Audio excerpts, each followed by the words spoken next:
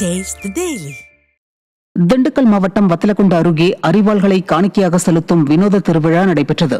முத்தலாபுரத்தில் தை மாதம் 3ஆம் தேதி நடைபெறும் இந்த திருவிழாவில் நேர்த்திக்கடன் செலுத்துவோர் கருப்பணசாமியை வழிபட்டதோடு மார்கழி மாதம் 30 நாட்கள் விரதமிருந்து 2 அடி முதல் 25 அடி உயரத்திற்கு செய்திருந்த அரிவாள்கள் ஊர்வலமாக எடுத்துச் செல்லப்பட்டது.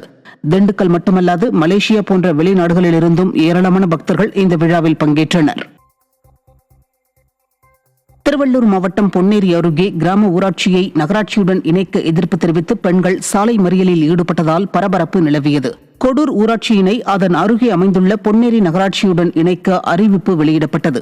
இதற்கு எதிர்ப்பு தெரிவித்த கிராம மக்கள் தங்களது கிராம ஊராட்சியை நகராட்சியுடன் இணைப்பதால் 100 நாள் வேலைத்திட்டம் பறிபோகும் என்றும் வீட்டு வரி, சொத்து வரி உள்ளிட்டவை உயரும் என்றும் கூறி பொன்னேரி திருவொற்றியூர் சாலையில் சாலை மறியலில் ஈடுபட்டனர்.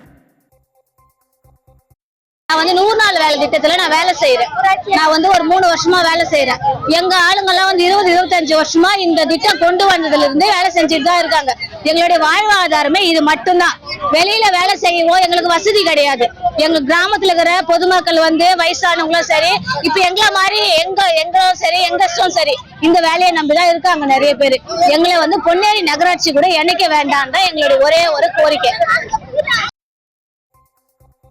காணும் பொங்கல் பண்டிகையையொட்டி மயிலாடுதுறை மாவட்டம் கொடியம்பாளையம் தீவு கிராம கடற்கரையில் குளித்த இளைஞர் கடலில் மூழ்கி உயிரிழந்த சம்பவம் சோகத்தை ஏற்படுத்தியுள்ளது. கடலூர் மாவட்டம் வரகூர்பேட்டை பகுதியைச் சேர்ந்த மோகனகிருஷ்ணன், ஜெகன் பிரதாப் ஆகியோர் உறவினர்களுடன் கடலில் குளித்துக் கொண்டிருந்த போது இருவரும் கடல் அலையில் சிக்கி மாயமாகினர். மோகனகிருஷ்ணனின் உடல் கரை ஒதுங்கிய நிலையில் மாயமான ஜெகன் பிரதாப்பை தேடும் பணி நடைபெற்று வருகிறது. காணும் பொங்கலையொட்டி விடியா திமுக அரசு கடற்கரையில் முன்னேற்பாடுகள் செய்யாததாலும் பாதுகாப்பு பணியில் காவல்துறையினர் நிறுத்தப்படாததாலும் இந்த சம்பவம் நடந்துள்ளதாக பொதுமக்கள் குற்றம் சாட்டியுள்ளனர்.